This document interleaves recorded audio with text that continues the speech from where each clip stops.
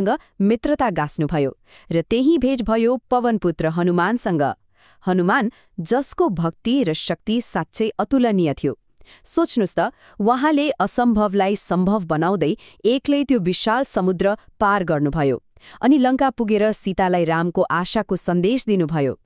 हनुमानले सीतालाई भेटेर के भन्नुभयो थाहा छ?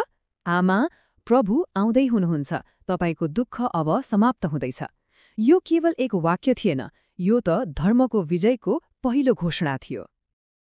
ल, अब समय आइसकेको थियो त्यो अन्तिम युद्धको, धर्म र अधर्म बीचको त्यो महासंग्रामको, जसले आउने युगलाई नै परिभाषित गर्नेवाला थियो।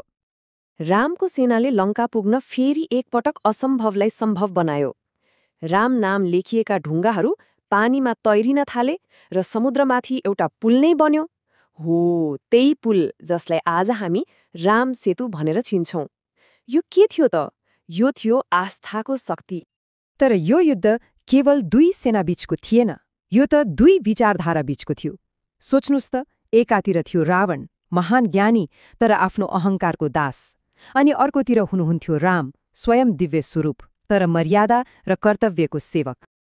र अन्तमा रामको ब्रह्मास्त्रले रावणको अहङ्कार र अन्यायको शासनलाई समाप्त गरिदियो। यो केवल रावणको मृत्यु मात्रै थिएन, यो त अधर्ममाथि धर्मको महाविजय थियो। युद्ध त सकियो, अब समय थियो अयोध्या फर्कने र एउटा बिल्कुलै नयाँ युगको सुरुवात गर्ने। 14 वर्ष, सोच्नुस् त, 14 वर्षको त्यो कठिन परीक्षा र वनवास आखिरमा समाप्त भयो। अब राम, सीता र लक्ष्मण आफ्नो घर, आफ्नो अयोध्या फर्कने यात्रामा निस्कनुभयो।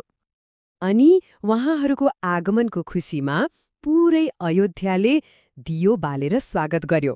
हो, भनिन्छ त्यही दिनदेखि आजसम्म हामी त्यो महान खुसियालीलाई दीपावली अर्थात् बत्तीहरूको पर्वको रूपमा मनाउँछौं। अयोध्या फर्केपछि रामले स्थापना गर्नुभयो राम राज्यको। यो कस्तो शासन थियो? यो एउटा यस्तो आदर्श शासन थियो जहाँ सबै बराबर थिए, सबै खुसी थिए र सबैलाई सम्मान थियो। तर के रामायणको कथा यही समाप्त हुन्छ त? हुँदैन, किनकि यो केवल रामको कथा होइन, यो त हामी सबैको कथा हो। यो त्यो हरेक व्यक्तिको लागि एउटा आइना हो जो आफ्नो मनभित्र दिनहुँ सत्य र धर्मको लडाईँ लडिरहेको हुन्छ।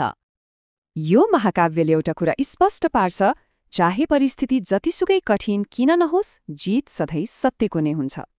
तर एउटा अन्तिम प्रश्न, हामीले हेर्ने यो आइनाले हामीलाई चाहिँ कुन सत्य देखाइरहेको छ? यसमा एकपटक अवश्य सोच्नुहोला।